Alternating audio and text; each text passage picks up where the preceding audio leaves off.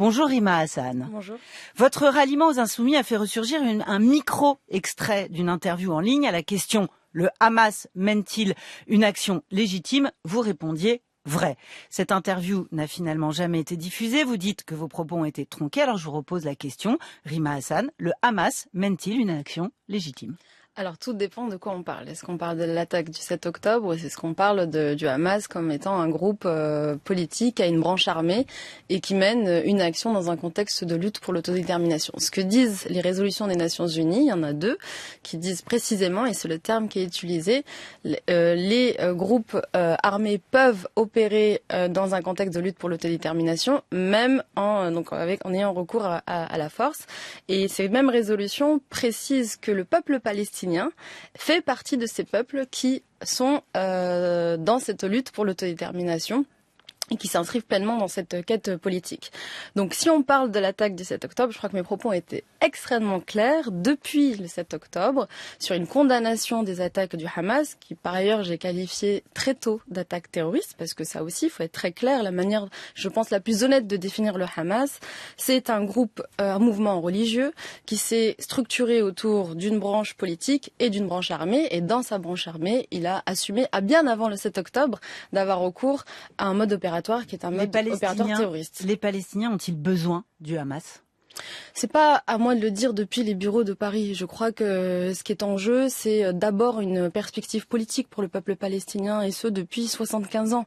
Donc la perspective politique, elle passe par des voies démocratiques. Je pense que c'est aux Palestiniens de choisir par qui ils veulent être représentés. Mais ce qui est très important aussi pour moi de dire, c'est que si vous condamnez le Hamas, il faut aussi condamner ceux qui ont nourri le monstre. Et ça, je l'ai dit dans une interview pour Mediapart dès le mois d'octobre.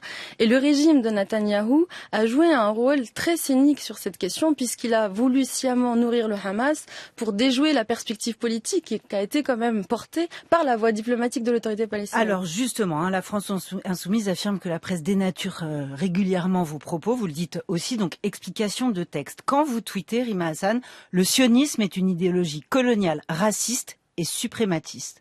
Suprémaciste, que voulez-vous dire?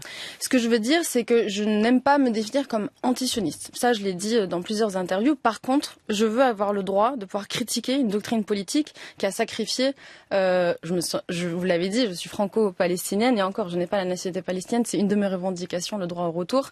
Je suis réfugiée palestinienne, née apatride, et la première nationalité que j'ai eue, c'est celle que j'ai eue à 18 ans en France.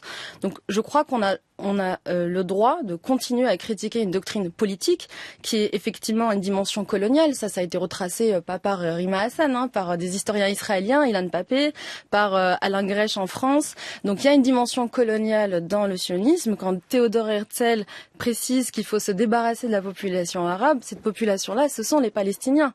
Donc il y a je crois, un pan dans le sionisme qui nourrit cette doctrine coloniale, et je crois que Israël est malade de son colonialisme. Et je crois que là, ce qui est en jeu pour Israël, que vous qualifiez d'État terroriste depuis 1948. C'est un État qui terrorise les Palestiniens depuis 1948. Moi, vous l'avez peut-être introduit, mais je suis une descendante de la Nakba. Ma famille a été terrorisée par les attaques des milices sionistes en 1948. Il y a 532 villages qui ont été rasés. Et là, encore une fois, c'est Ilan Pappé, un historien israélien, qui a eu accès aux archives et qui a documenté ce qu'il appelle un nettoyage ethnique. Donc c'est une réalité. Il faut comprendre aussi la souffrance palestinienne dans cette dimension-là. Quand vous tweetez, quand vous affirmez « From the river to the sea », ce fameux slogan en anglais qui en français donne du fleuve à la mer, est-ce que vous revendiquez un territoire qui effacerait l'État israélien? Non, puis ça là, encore une fois, c'est dans plein d'interviews que j'ai faites. Mais c'est la première fois que vous venez sur France Inter. Et c'est important bien sûr, mais c'est important. Oui, bien sûr, et c'est important pour les gens qui nous écoutent de leur dire que tout ceci est accessible, c'est-à-dire qu'ils peuvent même le lire dans les entretiens que j'ai fait en presse écrite. Donc ce slogan-là, il s'inscrit dans une revendication d'égalité de droits. Le prisme qui est le mien, j'en ai déjà parlé, j'ai travaillé sur l'apartheid depuis 2015. Une égalité de droits, mais qui efface l'État d'Israël. Non, jamais. Non, et je l'ai dit même dans Libération, dans Mediapart, que c'est absolument pas une logique anti-israélienne. Et d'ailleurs, même, je trouve assez incroyable d'être attaqué pour, in fine, une revendication politique qui consiste à dire que je veux une cohabitation totale. C'est-à-dire que moi, mon idéal, ce n'est pas d'avoir des frontières entre les Israéliens et les Palestiniens, ce n'est pas d'avoir une logique démographique de séparation entre les Israéliens et les Palestiniens pour ce qu'ils sont. C'est une cohabitation totale. Donc, c'est la fin d'un régime d'apartheid, qui est le prisme sur lequel j'ai travaillé depuis un État binational. Votre oui, idéal. Ça c'est mon idéal, mais j'ai bien conscience que le pragmatisme... Non, mais c'est-à-dire qu'à chaque fois, on en revient à la même question, c'est-à-dire est-ce qu'il faut ou non un État d'Israël ? Un État d'Israël, un État à part entière. Mais ça, faut le poser à Netanyahou. Non, mais moi, je vous pose la question. Ben oui, mais moi, je suis, si vous voulez, en train de constater impuissante qu'il y a une colonisation, qui a implanté 800 000 colons sur les territoires palestiniens, qu'il y a une réalité d'occupation de ces territoires,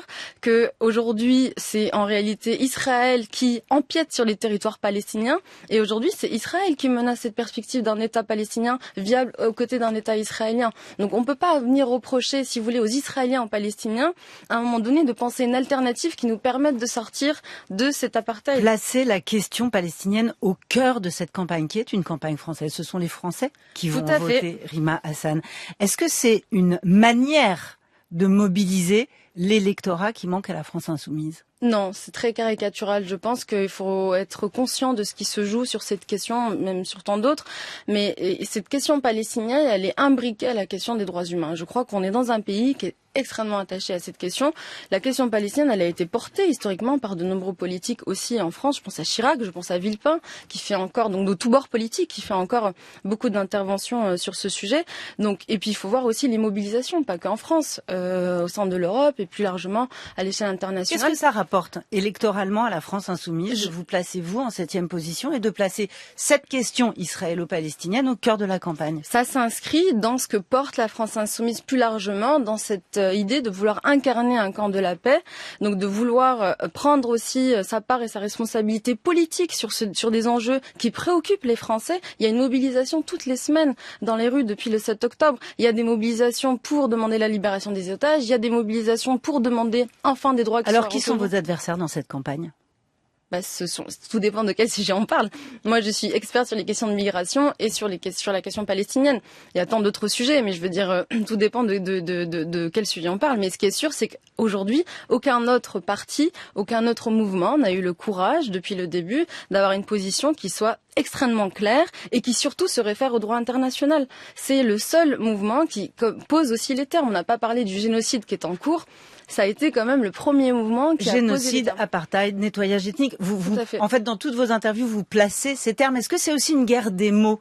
Est-ce que c'est aussi une guerre des mots? Non, je crois que c'est une exigence de se référer au droit international. Le génocide, il vient pas de la France insoumise, il vient pas de Rima Hassan, il vient de la Cour internationale de justice qui a reconnu un risque réel et imminent il y a 2 mois. Vous savez bien que tous ces termes viennent en effet du droit international, mais ne font pas consensus en termes de droit international. À l'heure qu'il est, tous ces termes ne font pas encore consensus. C'est pour ça qu'on parle de risque de Alors, génocide. l'autre grand sujet de cette campagne européenne, c'est l'Ukraine. Oui. Parce que ça a été extrêmement important pour Jean-Luc Mélenchon au meeting de ce week-end. Jean-Luc Mélenchon qui était en majesté dans ce meeting. Si vous ne voulez pas de guerre, votez insoumis. C'est ce qu'il a dit. Vous diriez la même chose? Oui, c'est ce que je vous disais tout à l'heure. C'est que je pense que la France insoumise veut incarner dans le cadre de ces élections une voie de la paix et on veut pour le cas ukrainien comme pour le cas palestinien faire cesser les armes et on veut embrasser, si vous voulez, des perspectives politiques par les voies diplomatiques. Alors justement, vous dites combattre toutes les formes d'impérialisme et de néocolonialisme. Oui. La Russie de Vladimir Poutine, elle en fait pas partie? Bien sûr que si. De l'impérialisme et du néocolonialisme? Bien sûr que si, mais il faut bien aussi comprendre que moi je viens de la société civile, si vous voulez, je suis pas politique, j'ai pas un mandat depuis 15 ans, 20 ans, donc comme toute personne de société civile, j'ai des sujets d'expertise. Donc j'ai travaillé pendant 10 ans. Vous vous dites solidaire des peuples en résistance, Rima Hassan. Mais bien les sûr. Ukrainiens n'en font pas partie? Bien sûr que si. Et bien ils n'ont pas. Si, et nous allons le porter, l'incarner, mais il faut bien comprendre que sur une liste, on a aussi des expertises partagées et que notre temps de parole est bien sûr réparti entre tous les sujets que nous portons. Certains sont sur la crise agricole, d'autres sur Damien Carême sur la question de l'immigration. Moi, je vais être sur les questions des droits humains et bien sûr aussi sur la question des droits humains, elle se pose pour les Ukrainiens. Bien sûr, mais il est dans notre programme. Je sais pas et si l'entrée vous avez... des Ukrainiens dans l'Union européenne pour protéger leurs droits humains. Bien sûr. Et je pense que vous pourrez compter sur nous pour l'incarner pleinement dans cette logique de paix, comme je le disais. Sur vous au collectif, mais pas sur vous personnellement. personnellement? Non, bien sûr, mais c'est pas parce que je me suis pas exprimée dessus à ce stade que je ne le porte pas. Vous reviendrez. Merci Rima Hossane.